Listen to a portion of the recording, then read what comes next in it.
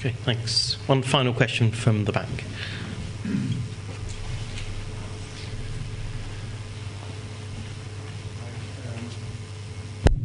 I have three small questions for Joost Steyhaert.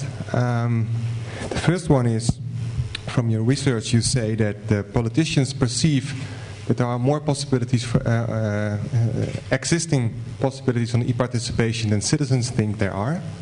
My question is, can you explain that difference? The second question is, you also say that citizens feel there are a lot of possibilities, especially on the local level, for democracy, but in your presentation you only present initiatives on the national level. So my question is, what does the Flemish government does on the local level in democracy? And the third question is, you mention online chat sessions about with 1,000 people. I just want to know, how does it look like?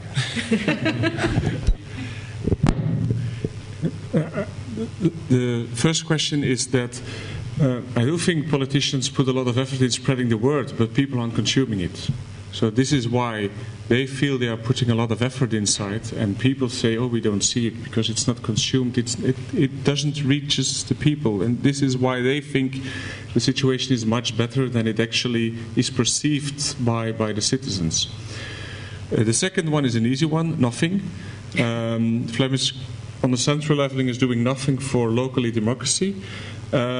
Which is not to say that nothing happens on the local democracy level, but then join Eric's workshop in the afternoon and he will probably show a lot of examples of what is being done on the local level. But from the central government, nothing is done like that. And one of our advices to the Flemish government was to take an approach which was used in the Netherlands and also here in England, that is set up on the national level targets for your local communities, things you have to reach, things you should be doing, and put programs on there. So support your local governments. And this is something which is not really being done in Belgium. And then how does it look when you chat with 1,000 people? Well, actually, it's with 1,000 people in the same time, but divided in groups of 10 to 12 people. And then there is a technology behind it that spreads good ideas from one group into other groups. And then ideas which are supported by a lot of people come up, get more supports, are discussed in more groups, and then you get a sort of prioritization of things that are important. The system used is a rather, not a traditional chat system, but is too much of a chat system right now, and this is why we are totally rethinking that. And actually we were making advantage of the traveling here yesterday to draw a new system where we want to do more of a real life experience and have this kind of second life environment where we can chat and think of new possibilities of doing that. The one problem with chatting is that the advantage is a bit the same. Everything is written down already, so it's very easy to report all that.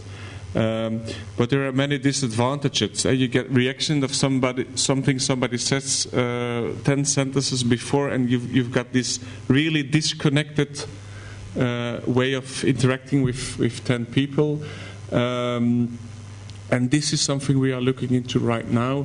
How can we organize it by really chatting and change a bit the system so it's more like a conversation, and that it keeps the advantages of the written part. We were also experimenting with real Skype-like chat sessions, but there you lose some of the advantages.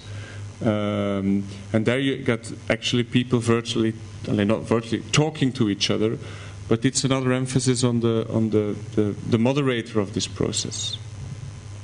So it's chatting with 1,000 people in 100 groups of 10 people, where everybody can rate ideas, and good ideas get transferred into the other groups, and this way you start talking about the 10, 20, 25 ideas that jump out of the whole process. Okay, can we just show our thanks again to Heidi, Boer and Jo, please? Thank you very much.